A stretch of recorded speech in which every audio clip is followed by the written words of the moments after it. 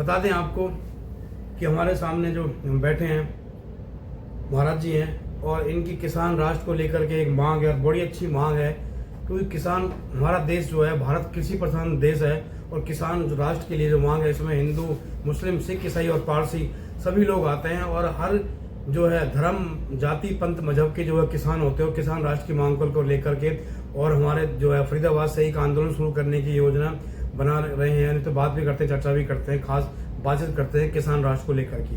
जी महाराज जी नमस्कार। बहुत बढ़िया, फरीदाबाद की आवाज़ चैनल से बात करके जो है और बहुत बहुत धन्यवाद आपको जो है। ये जो आप ने भी बताया है, ठीक बताया आपने जो है कि हम इस देश को किसान राष्ट्र के रूप में चाहते हैं, क्योंकि ये हमारा देश कृषि और कृषि प्रधान देश रहा है और अभी भी भारत की 70% आबादी गांव में बसती है जी। और किसान भारत की प्राण है, यूँ तो कहें तो आत्मा है किसान, क्योंकि बिना किसान के, बिना गांव के भारत की कल्पना ही नहीं की जा सकती। इसलिए हमारा ऐसा मानना है कि देश को, क्योंकि संख्या बल हर जगह प्रमुख होता है, तो देखा जाए तो सबसे ज़्यादा संख्या बल किसानों का ही है। सब हिंदू, मुसलमान, सिख, ईसाई सब आ जाते हैं, तो किसान एक ऐसा शब्द है जो कि संख्या बल पर भी 80% से 80% हो जाता है जो है। और सरकारें भी कहती है कि एक वोट ज़्यादा हो जाता है तो उसकी सरकार बन जाती है, जिसकी वोट कम हो जाता है उसकी सरकार गिर जाती है। जी जी बिल्कुल। हम 70% होकर के भी किसान राष्ट्र नहीं है। इसलिए हमारा ऐसा मानना है इस देश को अतिशीघ्र जो है भारत सरकार को किसान राष्ट्र घोषित करना चाहिए और किसानों के लिए एक ऐसा कानून, किसानों के लिए एक ऐसा प्रोटोकॉल बनाना चाहिए जिससे हमारा जो किसान आत्महत्या कर रहा है, जो परेशान हो रहा है जी, किसान की आर्थिक स्थिति मजबूत हो, किसान की आय सरकारों ने कहा था 2 गुना कर दूंगा, 2 गुना नहीं हुई। थोड़ा सा पूंजी 10,000 से 5,000 रुपये पूंजी लगा करके व्यवसायी जो है 10,000 5,000 करोड़ का मालिक हो जाता है और 10,000 5,000 रुपये पूंजी लगा करके किसान 10,000 और 5,000 भी निकाल पाता है, नहीं निकाल पाता है। चुता खाद है, डाई है, पोटास है, यूरिया है, बीज है, सिंचाई है, बुआई है, ट्रैक्टर का खर्चा, मतलब कटाई मड़ाई का खर्चा, आप ये सब निकाल लो तो किसान बहुत ही स्थिति खराब है। इसलिए मैं किसान का बेटा होने के नाते किसान की पीड़ा को, किसान के दर्द को समझता हूँ और मैं चाहता हूँ इस देश को अतिशीघ्र किसान राष्ट्र घोषित कर दिया जाए। किसान राष्ट्र में ढेर सारी सुविधाएं भी होंगी, जैसे शिक्षा फ्री हो जाए। किसी भी देश की पहचान वहां की एजुकेशन से होती है जी, शिक्षा प्रमुख होता है और यहाँ शिक्षा लोग पढ़ ही नहीं पा रहे पैसे के अभाव में। अभी किसी को MBBS कराना हो 1 करोड़ का पैकेज, इंजीनियरिंग कराना हो 30 से 35 लाख रुपए का पैकेज, पैसे से शिक्षा फ्री। गरीब घर का भी लड़का पढ़ करके जो है हो सकता है वो देश का बहुत बड़ा वैज्ञानिक बन जाए। क्यों? क्योंकि वो गरीब का लड़का नहीं पढ़ पाया। किसान राष्ट्र में वो गरीब का लड़का भी पढ़ेगा और देश का वैज्ञानिक भी बन सकता है, देश का एक बहुत बड़ा डॉक्टर बन सकता है। ये सुविधा किसान राष्ट्र में। दूसरी चीज जो है शिक्षा के नंबर 2 में स्वास्थ्य आ जाता है, क्योंकि आज कहीं भी आप चले जाइए इतना महंगा इलाज हो गया है, अस्पतालों में, नर्सिंग होमों में, हर जगह इसकी स्थिति बहुत दयनीय हो गई है। किसान के साथ आम आदमी भी इलाज के अभाव में दम तोड़ दे रहा है। यह हालात है। तो हम स्वास्थ्य भी फ्री रखेंगे, क्योंकि जब आपका, क्योंकि डॉक्टर तो आप रखते ही है ना, वेतन तो डॉक्टर को हम देते ही है ना। अस्पताल में, सरकारी अस्पताल में दवाइयां तो आती ही है ना, गवर्नमेंट तो मेडिसिन खरीदती है ना। इंजेक्शन, ड्रिप, बोतल, ऑपरेशन के इंस्ट्रूमेंट, सामान और सर्जन ये नियुक्त तो करती है ना। तो ये फ्री क्यों नहीं होती? ये फ्री होनी चाहिए। इसलिए हम सर्जन कम निकाल पा रहे हैं। सर्जन निकाल क्यों पा रहे हैं? कि देश में सर्जन की सीट ही कम है, गरीब का बच्चा पढ़ के सर्जन बन ही नहीं पा रहा है।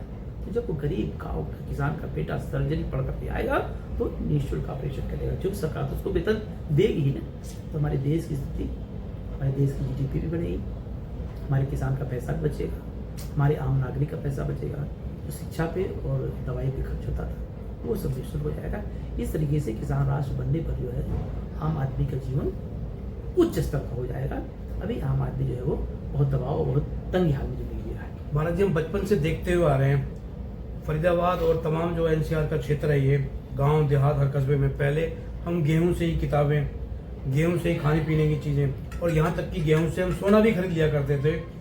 और जो है हमारे जो शादी ब्याह वो बैसाख में हुआ करते थे कि फसल खेती किसानी बेच करके शादी ब्याह का वो चला करता था। आजकल जो ये तो गायब ही हो गया, गेहूं से हम कुछ खरीद ही नहीं पा रहे हैं बदले में कुछ, और सोना देखो कहाँ पहुँच गया और गेहूँ किस रेट पे है। हमने बहुत अच्छी बात की, आप पुराने जमाने के हैं। पहले के ज़माने में गेहूं से सोना खरीदा जाता था, गेहूं से खेत खरीदे जाते थे। मुझे अच्छी तरह याद है कि कुछ पैसे गेहूं से बेच करके पैसे लगा करके लोग खेत खरीद लेते थे। क्या आज आप गेहूं से धान से सोना खरीद सकते हैं? क्या खेत खरीद सकते हैं? आज नहीं। बहुत ही अच्छा आपने दिल को छूने वाला प्रश्न किया है पत्रकार महोदय, और आपका ये प्रश्न मुझे बहुत अच्छा लगा कि एक ज़माना था कि जो है अनाज से जो है वो सब सामान खरीद लेते थे। आज अनाज से हम नहीं खरीद सकते। आपने जो है किसान राष्ट्र की मांग को लेकर के फरीदाबाद से आंदोलन शुरू करने की बात जो है कही है, तो आपने फरीदाबाद को ही क्यों चुना?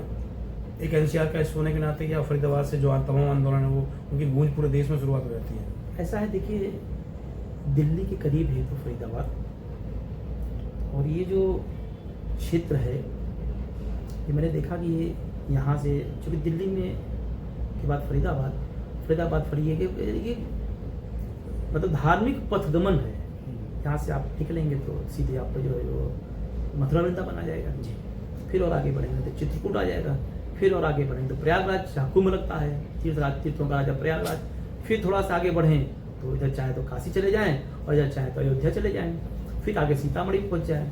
तो ये पूरा रास्ता जो है वो धार्मिक क्षेत्र से जो है यात्रा के तीर्थ स्थल पड़ते हैं, और तीर्थ स्थलों से जाने से ऊर्जा मिलती है, शक्ति मिलती है। इसलिए हमने जो है फरीदाबाद जिले को चुना कि फरीदाबाद से ऐसे मथुरा वृंदावन होते हुए आगे की यात्रा के लिए कब शुरू करने वाले हैं और इसका समापन कहाँ होगा?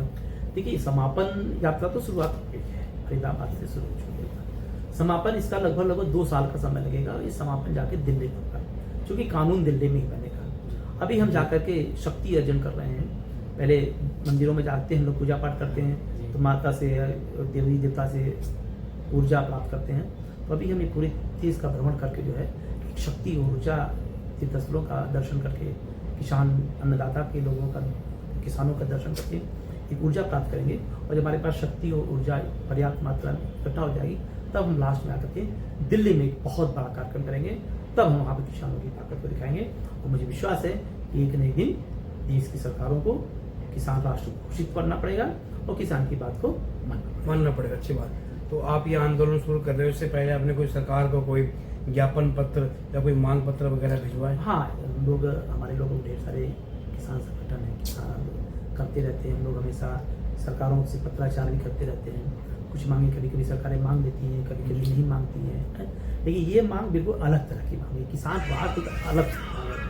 तो इस संदर्भ में जो है सरकारों को जानकारी में है, और मीडिया के माध्यम से हमारी बात पहुंचती रहती है। सरकार को ये हर पल जा सकती है। सरकार को आज पूरी जानकारी है कि किसान राष्ट्र की मांग देश में उठ चुकी है। सरकारों को तो सब पता रहता है।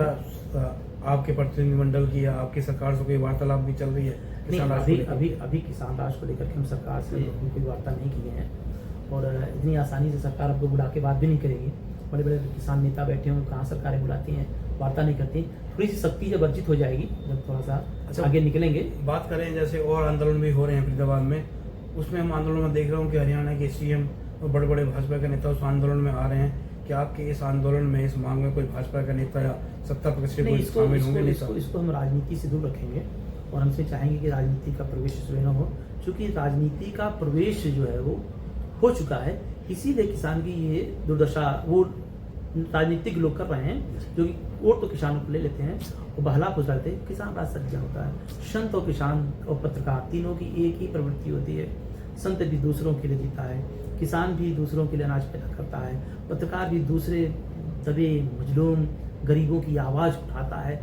और कभी कभी पत्रकारों की आवाज़ इतनी दूर तक जाती है, ये ऐसे ऐसे काम जो नहीं हो सकते सरकारों को करने पड़ते हैं। ये तीनों संत के ही स्वरूप हैं, और तीनों दूसरों के लिए जीते हैं, ये अपने के लिए नहीं जीते हैं। इसलिए हमारा ऐसा मानना है, इस देश को जब किसान राष्ट्र घोषित कर दिया जाएगा, तो यह किसान जो राष्ट्र में पत्रकारों का भी सम्मान होगा, और नीचे से लेकर के ऊपर तक प्रत्येक व्यक्ति का मान सम्मान पे सुरक्षित है।